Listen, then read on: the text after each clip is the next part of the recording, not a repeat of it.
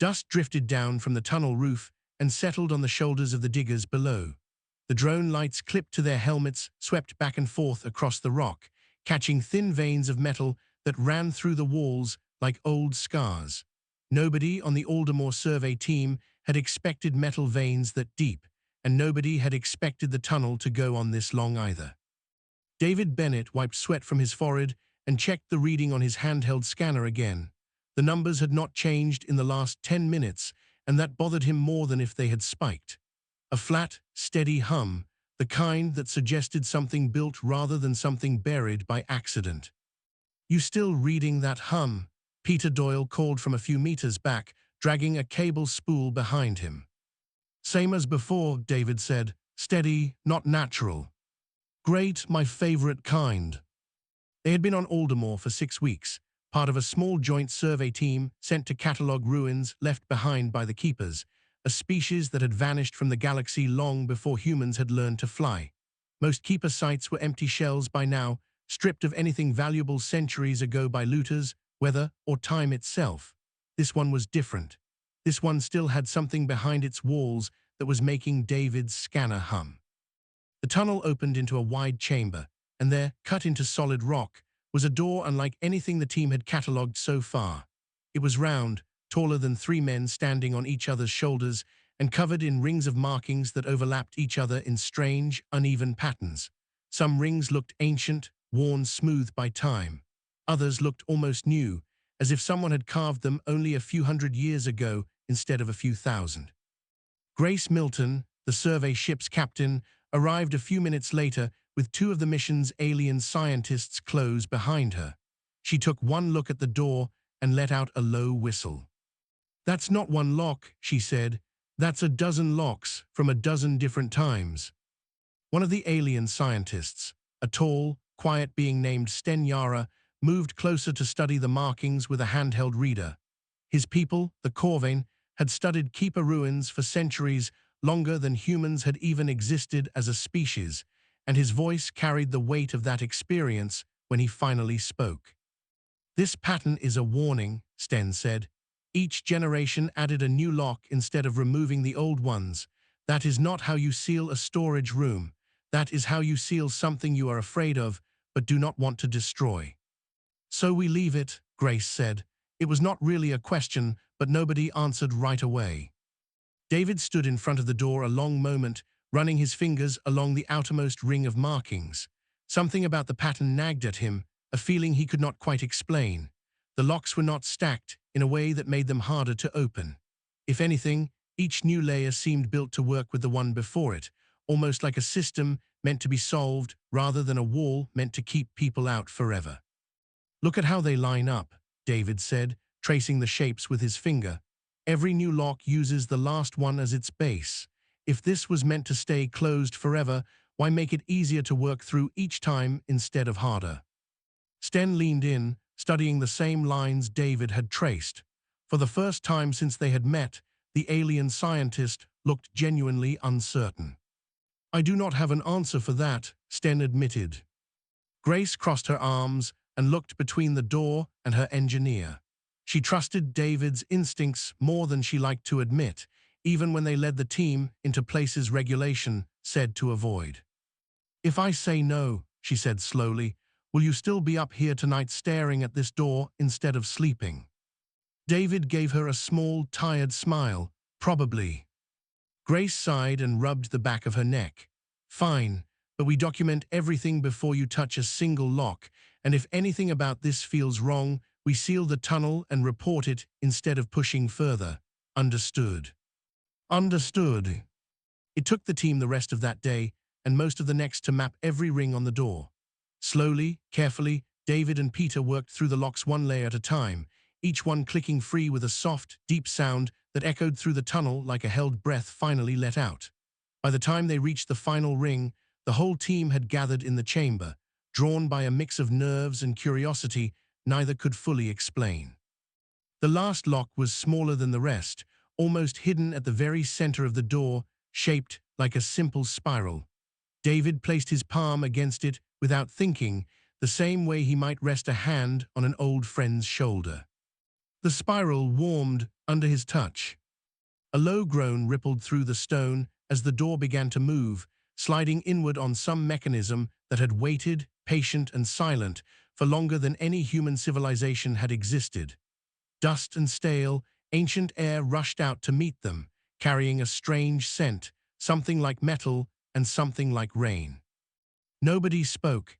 Even Sten, who had studied ruins like this for most of his long life, stood frozen at the edge of the opening. Beyond the door lay a round chamber, its walls carved with the same spiraling patterns as the lock. In the very center, bathed in the dim glow of a crystal embedded in the floor, three shapes lay curled together, so still that at first David thought they were statues. Then one of them shifted, just slightly, a slow rise and fall of a chest breathing in its sleep. They were not statues. They were alive. The crystal in the floor did not just glow. It pulsed, faint and steady, in a rhythm that matched the slow breathing of the three sleeping shapes curled above it. David stood frozen at the edge of the chamber, his scanner hanging forgotten in his hand, watching that quiet rhythm of light and breath. "Those are not statues," Grace said, her voice low, like she was afraid to wake something that clearly did not want to be woken. Sten Yara stepped past David, closer to the light than anyone else dared to go. His long fingers hovered over the reader in his hand, though for once he did not seem to trust the device as much as his own eyes. "They are alive," Sten confirmed, "and they are not natural creatures. Look at the shape of the limbs, the plating along the spine. This is design, not evolution." Up close, the three sleeping shapes looked less like the dragons from old human stories and more like something built with purpose. Their scales were smooth and silver, catching the crystal's light in a way that made them look almost metallic. Each one was roughly the size of a large dog, though their folded wings suggested they would grow much larger with time. Two of them lay pressed close together, their tails wrapped around each other for warmth. The third, smaller than the other two, lay slightly apart, curled into a tight ball. "Bioengineered," Peter said, crouching beside David with his own scanner running. "Whoever made these things built them to last. My reading says they've been in some kind of stasis, not just sleep. Slowed heartbeat, slowed breathing, everything running at a fraction of normal speed." "For how long?" Grace asked. Peter checked the numbers twice before answering. "Centuries at least, maybe longer." Grace exhaled slowly and rubbed her temples. This was already far beyond anything the survey mission had been prepared for. Her orders were clear: catalog, document, report anything unusual, and above all, avoid disturbing anything that could not be easily explained. Three living, breathing creatures asleep inside a sealed keeper vault broke every part of that plan at once. "We seal the chamber," she said finally. "Careful, controlled, minimal contact. We report this up the chain and let people with actual training in xenobiology handle it." Nobody argued. It was the sensible choice, the safe choice, the choice regulation demanded. David nodded along with the rest of the team, already turning to help set up containment barriers at the edge of the chamber. That was when the smallest dragon opened her eyes. It happened quietly, without any warning. One moment she was curled tight and still, and the next, a pair of pale, silver eyes were blinking slowly up at the strange shapes moving around her.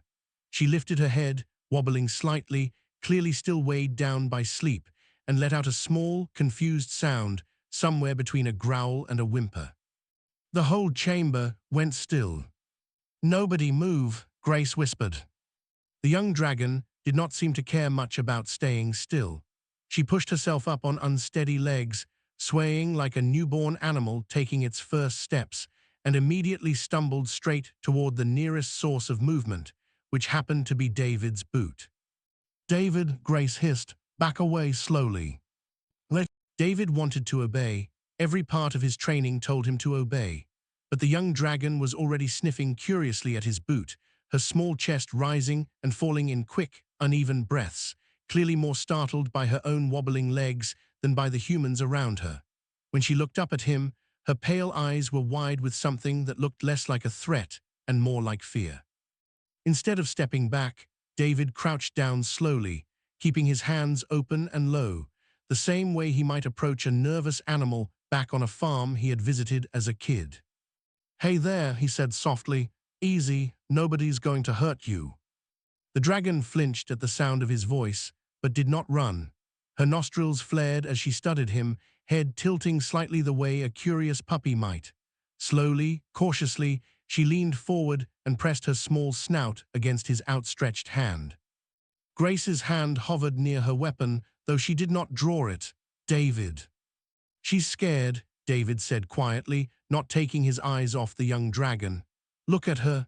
She just woke up in a place that's supposed to be full of her own kind, and instead there's a bunch of strangers standing over her. Wouldn't you be scared too?" As if the sound of voices had reached them, the other two dragons began to stir. The larger of the pair lifted his head first, broader and sturdier than his smaller sibling, immediately alert in a way that made him look older, more cautious. The third dragon woke last, thrashing awake with a burst of nervous energy, snapping his jaws at the empty air before he even fully opened his eyes. "Steady," David said, though he was not entirely sure if he was talking to the dragons or to his own crew. "Steady, all of you." Slowly the chamber settled. The larger dragon watched David carefully, clearly protective of his smaller siblings, but did not attack. The nervous one calmed once he realized nothing in the room was moving to harm him. And the smallest dragon, the first to wake, stayed pressed against David's hand as if she had already decided, in whatever simple way a newly woken creature could decide anything, that he was safe. Grace finally let out a breath she had been holding. "Well," she said, "reporting this to command just got a lot more complicated." David looked down at the small silver dragon still leaning into his palm, her pale eyes slowly drifting shut again, this time not from stasis, but from simple, exhausted trust. "Yeah," he said quietly, "I think it did."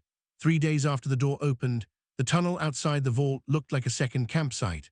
Folding tables held stacked scanners and tangled cables, empty ration packs sat forgotten in corners, and a portable generator hummed steadily against the far wall, powering the lights the team needed now that they spent most of their waking hours underground instead of on the surface. Inside the vault itself, Peter Doyle sat cross-legged in front of a section of wall covered in carved murals, muttering to himself as he compared two images on his tablet for what felt like the 100th time. "This symbol keeps showing up next to images of the dragons," he said, more to himself than to anyone listening. "But it changes slightly every time, like it's tracking something, a number maybe, or a name." Sten Yara moved to stand beside him, studying the same section of wall with the patient focus of someone who had spent decades of his long life reading dead languages. "Not a name," he said after a moment. "A count. Look at the strokes here and here. This is a record of generations." "Generations of what?" "Of clutches," Sten said. "This was not the first group of young ones sealed in this vault. It was simply the last." That single sentence changed the tone of the whole investigation. Over the following 2 days, Peter, Sten, and 2 other members of the science team worked through the murals section by section, slowly piecing together a story that was older and stranger than anyone on the survey mission had expected. The 3 sleeping dragons, they learned, were not some ancient myth accidentally proven true. They were the product of a long, careful breeding and engineering program run by the keepers themselves, meant to create living guardians capable of channeling a rare form of energy scattered throughout old keeper ruins across the galaxy. Early clutches had failed. Some grew too unstable to control, others too weak to survive outside careful conditions. But the murals showed clear signs of progress with each generation, until the very last set of carvings, which depicted 3 young dragons very close in shape and size to Rook, Ren, and Sol, curled together beneath a spiral crystal exactly like the one in the chamber. Then, abruptly, the murals stopped. "There's damage here," Peter said, running his fingers along a section of wall that had clearly been struck by something violent, the carvings shattered and worn in a way the rest of the vault was not. "Looks recent. Well, recent compared to everything else down here." Sten studied the fracture lines carefully before speaking again. "This matches records from other keeper sites. There was a war, near the end of their civilization, a war fought partly over control of projects exactly like this one. So they sealed the last clutch to protect them, David said slowly, piecing it together out loud.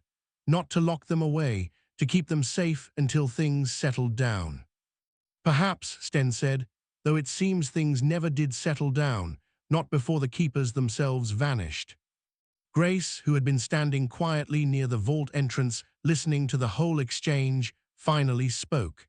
So we're sitting on top of an ancient weapons project. Not weapons, David said, a little too quickly. He glanced over at Rook, Ren, and Sol, who lay curled together near the crystal, Ren's small head resting against David's discarded jacket. They're not weapons, they're kids. Kids that can apparently channel enough energy to be worth fighting a war over, Grace pointed out, though not unkindly.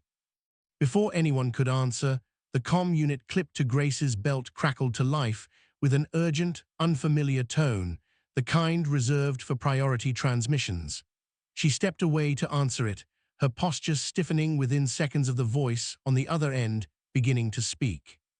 When she returned to the chamber a few minutes later, her expression had changed completely. "We have a problem," she said, "a big one." She explained quickly. An encrypted transmission had been intercepted by the survey ship's communications officer, a message meant for someone else entirely, but picked up due to the strength of the signal passing near Aldermore's orbit.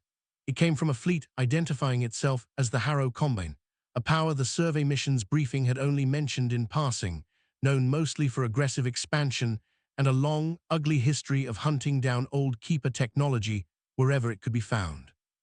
The message referenced Aldermore by name, it referenced the vault by name, and it referenced, in cold, clinical terms, 3 biological assets believed to be stored within it. "They know," Grace said quietly. "Somehow, they already know what's down here." David looked down at the 3 sleeping dragons, Ren stirring slightly at the sound of raised voices before settling back against his jacket. Whatever peaceful discovery this had started as, it was clear now that peace was not going to last much longer. "How long until they get here?" he asked. Grace's answer came flat and grim. "Not long enough." A shadow passed over Aldermore's twin suns that had never been there before. It moved slowly across the pale sky, long and angular, nothing like the shape of clouds or the small transport ships the survey mission used to move between camp and orbit. By the time Grace Milton climbed the ridge above the dig site to see it for herself, 3 more shadows had joined the first. "That's not a rescue fleet," Peter said beside her, squinting up at the darkening sky. "No," Grace agreed, "it's not." The Harrow Combine ships settled into orbit within the hour, 4 of them, sleek and heavily armored, nothing like the modest survey vessel the human and Corvine crew had arrived in. A transmission followed shortly after, cold and businesslike, demanding the immediate surrender of what the message called recovered keeper biological assets, with a warning that any resistance would be treated as an act of hostility against the Combine. Grace tried to negotiate anyway. She kept her voice calm and steady over the comm, explaining that the survey team had only just discovered the creatures days ago, that they were young, unstable, and not yet fit to be moved or studied by anyone. She offered full documentation, joint oversight, anything short of simply handing 3 frightened, half-grown dragons over to strangers with warships. The Combine commander, a clipped voice identifying himself only as Voss, was not interested in negotiation. "You have 6 hours to prepare the assets for transport," Voss said. "After that, we will retrieve them ourselves. I would advise against complicating that process." The transmission ended before Grace could respond. Back in the vault, the mood had shifted sharply. David crouched near the 3 dragons, who had picked up on the tension in the air the way animals always seem to, even ones only days old. Rook stood protectively in front of his smaller siblings, wings half spread, a low growl rumbling in his chest despite having no real understanding of what was happening. Sol paced in tight, agitated circles, snapping occasionally at nothing. Ren pressed herself against David's leg, trembling slightly. "They're scared," David said quietly. "They're not the only ones," Peter admitted, already pulling up a map of the dig site on his tablet. 6 hours isn't much time to plan a defense against warships, Grace. We're not fighting warships, Grace said firmly. We're making sure 4 armored soldiers with guns can't just walk down a single tunnel and take what they want without a fight. It was not much of a plan, but it was something. Over the next several hours, the survey team worked faster than they ever had before, turning the narrow tunnel leading to the vault into the closest thing to a defensible position their limited equipment could manage. Peter rigged the tunnel's old support beams to collapse selectively, narrowing the passage into a single, tight choke point. Sten and the other Corvain scientist reprogrammed 2 cargo drones, stripped of their usual tools, and fitted instead with makeshift stun emitters powerful enough to disable a person, though not much more. David spent most of those hours with the dragons, trying to keep them calm even as the rest of the camp buzzed with frantic preparation around them. It was slow work. Rook refused to settle no matter how gently David spoke to him, clearly sensing the danger closing in. Sol only grew more agitated with each passing hour. Only Ren, curled tightly against David's side, seemed to relax even slightly, her small body pressed close, as if his presence alone was enough to make the coming danger feel a little further away. "You know we can't actually win this, right?" Peter said quietly, checking the last of the rigged supports as the deadline crept closer. 4 warships, a squad of armored soldiers versus us with some drones and collapsed rock. "We're not trying to win," David said. "We're trying to buy enough time for Command to send real help, or for the Combine to realize this isn't worth the trouble. And if neither of those things happens..." David did not have a good answer for that. When the 6 hours finally ran out, the Combine did not bother with another warning. A dropship descended near the ridge, followed by a squad of armored soldiers moving in tight formation toward the tunnel entrance. Grace's small team held their positions at the choke point, weapons drawn, hearts pounding, painfully aware of how outmatched they truly were. The first breach came fast. A controlled charge blew a section of the outer barrier apart, sending dust and rock scattering through the tunnel. Peter's rigged supports triggered on cue, collapsing a section of ceiling just behind the blast, but the soldiers pushed through the gap anyway, weapons raised, moving with the calm efficiency of people who had done this many times before. "Fall back," Grace shouted over the chaos. "Fall back to the vault." There was no more time for careful plans. The survey team retreated in a scattered, desperate rush, dragging equipment and each other back through the narrow passage as the sound of Combine soldiers advancing echoed behind them. David scooped Ren up without thinking, her small body trembling against his chest, while Rook and Sol scrambled after them on unsteady legs, wings flaring uselessly, still too young to fly. They reached the vault chamber just as the first shots rang out behind them, and Grace slammed her hand against the door controls, sealing the ancient entrance shut with a deep, grinding groan. For one brief moment, silence fell over the chamber. Then the pounding began on the other side of the door, slow, steady, and relentless. "That's not going to hold forever," Peter said, breathing hard. Grace looked around at her exhausted, frightened team, at the 3 young dragons pressed close to David, and set her jaw. "Then we make sure it holds long enough." Vault had never been loud, not in thousands of years, and it was strange to hear it filled with running feet and shouted orders. Grace moved through the chamber, directing what little defense they had left, while the ancient door behind them shuddered under another heavy impact from the Combine soldiers trying to force their way through. "That door won't last through many more hits like that," Sten warned, watching the metal frame flex slightly with each blow. "Then we make the room behind it as useless to them as possible," Grace said. There was not much time to work with, but the vault itself offered options the tunnel outside never had. Old mechanisms, long dormant, still lined the chamber's walls, remnants of whatever defenses the keepers had once built into the space. Sten worked quickly alongside Peter, coaxing a handful of these ancient systems back to life, rerouting power from their own dwindling equipment into circuits that had not carried a current in longer than human history had existed. David stayed close to the dragons, trying to keep them calm even as the pounding on the door grew louder and more frequent. Ren trembled against his chest, her small claws digging into the fabric of his jacket. Rook paced in front of his siblings, wings flared, every instinct in his young body screaming at him to protect what he could not yet understand how to protect. Sol had stopped packing entirely, crouched low, tail lashing, eyes fixed on the door with an intensity that looked far too old for a creature only days awake. "Easy," David murmured, more to himself than to any of them at this point. "Easy, we're not done yet." The door finally gave way with a deep, groaning crack, metal buckling inward, as Combine soldiers pushed through the widening gap.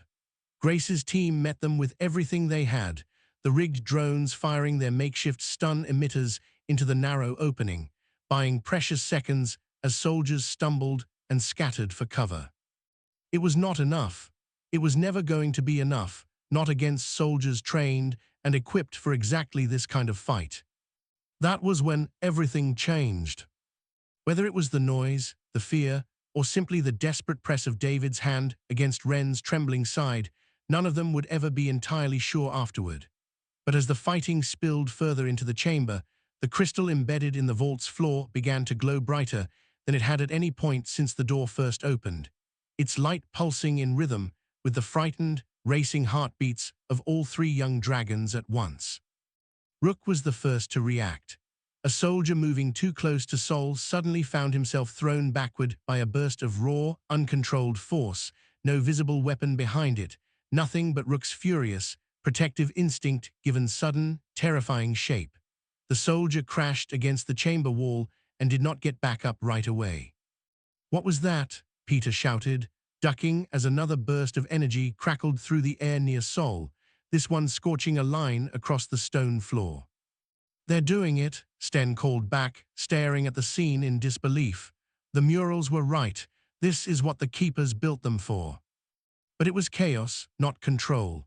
Sol's bursts of energy struck as often at the chamber walls as at any Combine soldier, wild and directionless, driven by pure fear rather than any real understanding.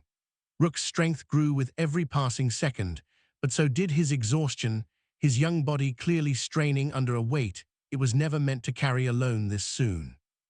David understood, faster than anyone else in that chamber, that this was not a fight the dragons could simply be allowed to win on instinct alone.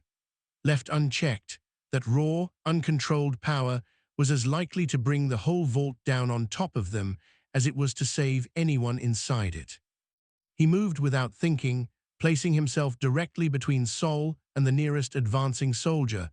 Ren still clutched against his chest, his free hand pressed flat against Sol's trembling side. "Sol, look at me," he said, his voice low but steady despite the chaos around them. "Look at me. I need you to breathe, just breathe." For one terrifying second, nothing happened. Then, slowly, Sol's wild, panicked energy began to steady, still powerful, still dangerous. But no longer entirely without direction. The next burst that crackled from him struck exactly where David had subtly guided his attention, tearing through the section of collapsed doorway the Combine soldiers were using as cover, rather than scattering wildly across the chamber. Grace saw the shift immediately and shouted new orders, redirecting her team's remaining defenses to work with the sudden, unstable power now surging through the room instead of simply trying to survive around it. Rook, seeing his siblings finally responding to David's steady presence, began to focus his own strength as well, no longer just lashing out, but pushing back the advancing soldiers with purpose. It was still chaos, it was still terrifying, but it was no longer simply losing. The Combine's assault broke within minutes, soldiers pulling back through the ruined doorway under the combined pressure of Grace's team and the dragon's newly focused strength. Somewhere above, through the shuddering rock of the vault ceiling, the distant roar of retreating dropships confirmed what the sudden silence inside the chamber already suggested. They had held. Grace lowered her weapons slowly, breathing hard, surveying the wreckage of the once pristine vault around them. David remained kneeling in the center of it all, Ren still trembling against his chest, Rook and Sol pressed close on either side of him, all three dragons watching him now with something that looked less like simple instinctive trust and more like real, hard-won understanding. A crackle of comms cut through the quiet. Voss's voice, tight with barely controlled anger, delivered one final message before the remaining Combine ships broke orbit entirely. "This is not over."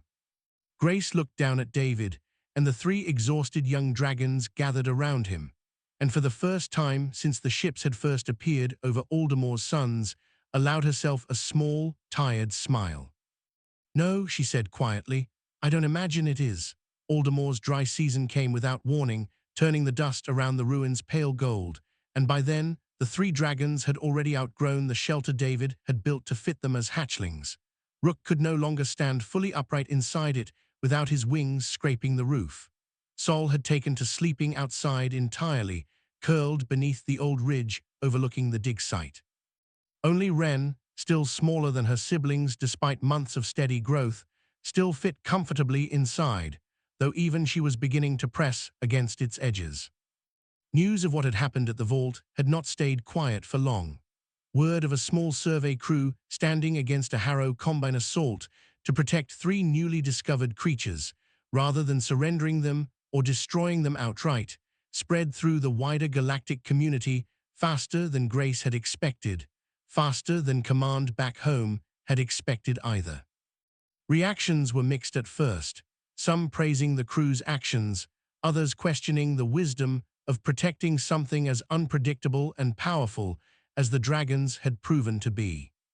But slowly, steadily, opinion shifted. Reports detailing exactly how David and the rest of the crew had handled that chaotic fight, choosing patience and guidance over control, refusing every offer to have the dragons seized and studied by outside authorities, began to reshape how other species viewed humanity's involvement in the wider galaxy. Humans had always been seen as young, unpredictable, prone to reckless decisions. What happened on Aldermore did not erase that reputation entirely, but it added something new to it, a suggestion that perhaps that same reckless instinct could sometimes lead somewhere better than caution alone ever would. David never paid much attention to the wider debates happening in council chambers light years away. He was too busy dealing with three young dragons who had, in the months since the attack, grown not only in size, but in a stubborn, occasionally exhausting sense of personality all their own. Wren remained the most curious of the three, forever wandering just a bit too far from camp, forever getting herself into some new minor trouble that David had to calmly untangle her from. Rook had settled into a steady, watchful role among the siblings, quick to place himself between his family and anything unfamiliar, though slowly learning, with patience David never ran out of, that not every stranger who approached needed to be treated as a threat. Sol remained the quickest to temper of the three, quick to snap, quick to react, though even he had grown noticeably calmer in the months since that first chaotic fight, especially whenever David was close enough to steady him with nothing more than a quiet word. "You know," Peter said one evening, watching from a folding chair as David worked to coax Sol out of another sulking fit over nothing in particular, "back when we found that door, I figured we'd spend maybe a week cataloging some old keeper junk and head home." "Yeah," David said, not looking up from Sol, "me too. Instead, we've got three growing dragons, a formal guardianship request working its way through half a dozen different council offices, and apparently a standing invitation to three separate diplomatic dinners, because everyone suddenly wants to hear about the humans who fought off the Harrow Combine to protect some baby dragons." David finally looked over, a tired but genuine smile on his face. Could be worse. Grace's petition to keep guardianship of Rook, Wren, and Sol rather than surrender them to any larger governing body had, against most expectations, succeeded. The Keeper records Peter and Sten had translated proved crucial in that decision, clearly specifying that a bonded guardian, not a government or a research institution, was meant to raise any clutch that survived to hatching. Combined with the goodwill earned from the Vault standoff, it had been enough to convince even the most cautious council members that the dragons belonged with the people who had already proven willing to protect them at real personal risk. It was not a simple arrangement. Regular check-ins from Corvain scientists, strict reporting requirements, careful oversight of the dragons' growing abilities, All of it came as part of the deal. But it also meant Rook, Ren, and Sol got to grow up on Aldermore, in the open air above the ruins that had once sealed them away, rather than inside some sterile research facility studying them like specimens. Late one evening, with the twin suns setting slow and gold over the dig site, David sat near the entrance to the old vault, now permanently propped open, its ancient door no longer sealed by lock or fear. Ren curled up against his side the way she had that very first day, though she was far too large now to fit comfortably in his lap the way she used to. Rook and Sol settled nearby, the three of them finally, fully at ease in a way that had taken months of patience to build.